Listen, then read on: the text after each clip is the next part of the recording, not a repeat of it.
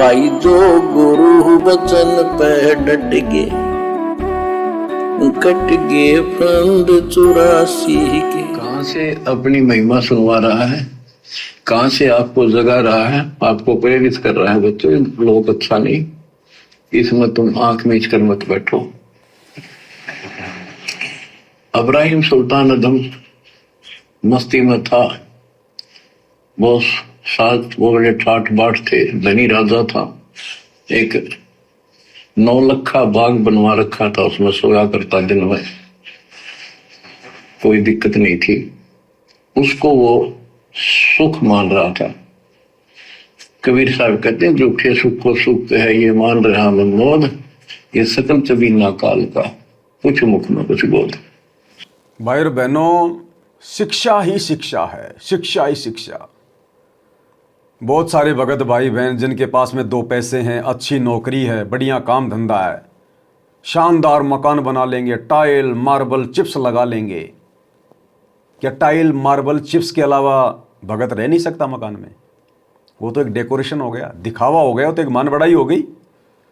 फिर उस मकान की दीवार पर कोई 20 प्रकार के गमले रखेंगे, किसी में तुलसी, किसी में कोई फूल वाला, किसी में कोई फूल, किसी में कोई पेड़, कोई पौधा। अरे क्या कह रहे हैं परमात्मा? 9 लखा बाग था, 9 लखा, जिसमें इब्राहिम सुल्तान दिन में सोया करता था।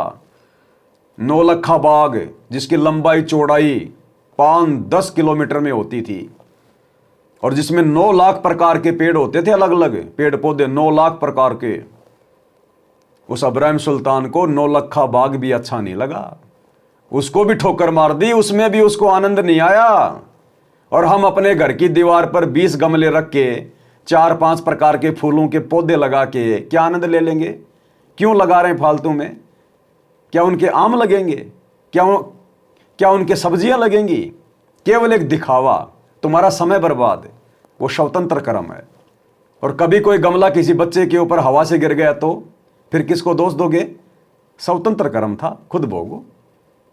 क्यों अपना समय बर्बाद करें उनके अंदर वो डाल डाल के पानी रोजाना, कभी खाद, कभी उसमें कीड़ा लग गया, फिर हमारे को मानसिक टेंशन। तो ये भक्ति मार्ग में बकवादे हैं। शिक्षा लो, सत्संग शिक्षा के लिए दिए जाते हैं। इब्राहिम सुल्तान को तो 9 लखे बाग में भी आनंद नहीं आया, और तुम 20 प्रकार के गमले लगा के आनंद ले लोगे। आनंद लो भक्ति का। तो उस नरक से निकालना चाहा परमात्मा ने उसको, उनको पता था ये प्यारी आत्मा ये 4 दिन का की बकवाद है, 10 दिन की, 5, 10, 20 साल की, उसके बाद असंग जन्म कष्ट पाओगी। इसलिए उसको उस नरक से निकालना चाहे। और हम धन्य मांगे भगवान थे, तुम इतना मांग्या को साईं इतना दीजिए जा मैं कुटुंब समावे, हम भी भूखे ना रहे, अतिथि ना भूखा जावे। गलती मत कर देना भाई और बहनों, हमने इतना भी नहीं मांगना है। ये तो परमात्मा हमें समझा रहे हैं भक्ति मार्ग पर आपने किस प्रकार से रहना है। अगर आपने कभी कभार इतना भी मांग लिया ना अपने गुरुजी से, तो भी हम फैल माने जाएंगे। अंतर्यामी है, आवश्यकता से पहले लाके रख देगा घर में, कारण चाहे कुछ भी बने, अगर भक्ति सही कर रहे हैं तो। रोजाना नित्य नियम में परमात्मा से मांगते ही तो हैं। अथर्वलक्षणा ग्रंथ नित्य नियम में गरीब उत्तम कुल करदार दो, 12 भूषण संग, रूप दरवे दो दया करो, ज्ञान भजन सत्संग, शील संतोष विवेक दो, दया अक्षमा इकतार, भाव भक्ति वैराग्य दो, नाम निरालम सार, योग युक्ति स्वास्थ्य जगदीश दो, सूक्ष्म ध्यान दयाल, अकल अकीन। ये मांगते तो हम गुरुदेव से रोजाना। अगर ढंग से भक्ति करेंगे, नित्य नियम करेंगे, तो परमात्मा हमें किस चीज के भरोसे रहने देगा? और मांग कर तुम और परमात्मा से मांग कर तुम क्या मांग लोगे? क्या मांग सकते हो? एक मकान मांग लोगे, एक गाड़ी मांग लोगे, 2 प्लाट मांग लोगे, बस। अरे हमें तो वो वस्तु चाहिए जो परमात्मा हमारी भक्ति से खुश होकर हमें दे। हमें वो वस्तु चाहिए, वो वस्तु हमें आनंद देगी, हमें सुख देगी। और अपनी तरफ से की गई डिमांड भगत को कभी शांति नहीं दे सकती, कभी भी। तो हमने तो इतना भी नहीं मांगना। इतना तो परमात्मा हमें बिना मांगे दे रहा है, फिर मांगेंगे क्या? क्या आज आपको 2 टाइम की रोटी नहीं मिल रही? अगर आपके घर पे कोई भगत भाई आ जाते हैं, कोई रिश्तेदार आ जाता है, तो क्या उनको सुलाने के लिए, उनको खिलाने के लिए आपके घर पे व्यवस्था नहीं है क्या? आप कहोगे है। तो यही तो बता रहे हैं गुरुदेव कि मैं भी भूखा ना रहूं, साधु ना भूखा जाए। फिर और क्या मांगोगे आप इससे ज्यादा?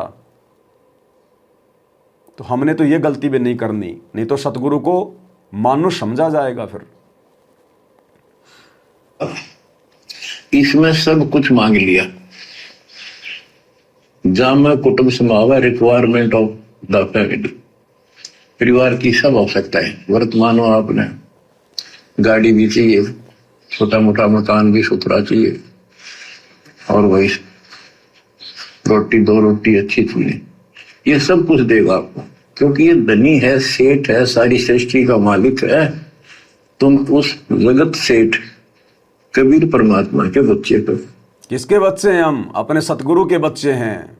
सतगुरु कौन है? जगत सेठ कबीर परमात्मा।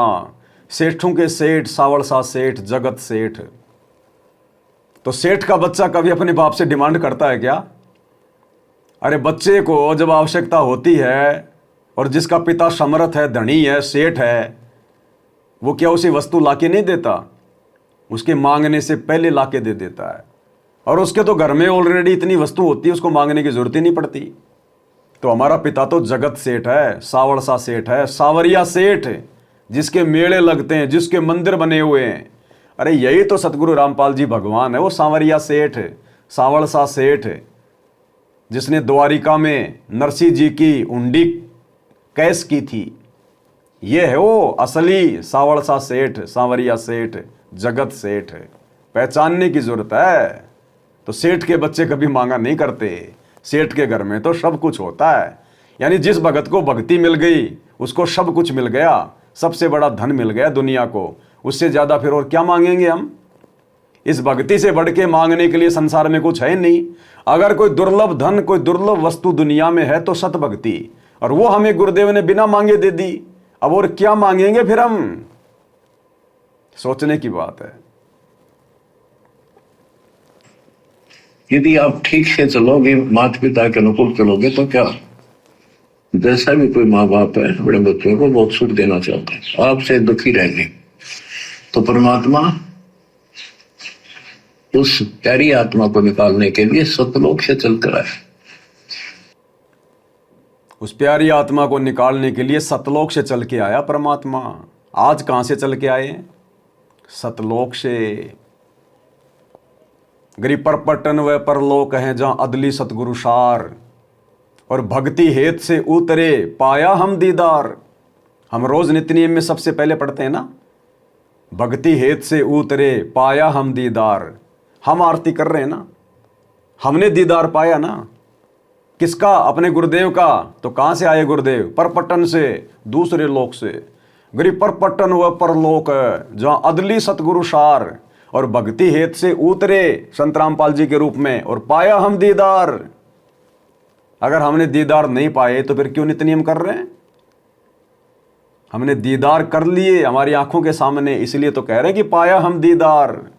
तो गुरुदेव कहां से चल के आए? सतलोक से। सतलोक से कौन आता है? कबीर भाई जो गुरु वचन पे डट गे, कट गे फंद 84 के, कट गे फंद 84 के, कट गे फंद 84 के।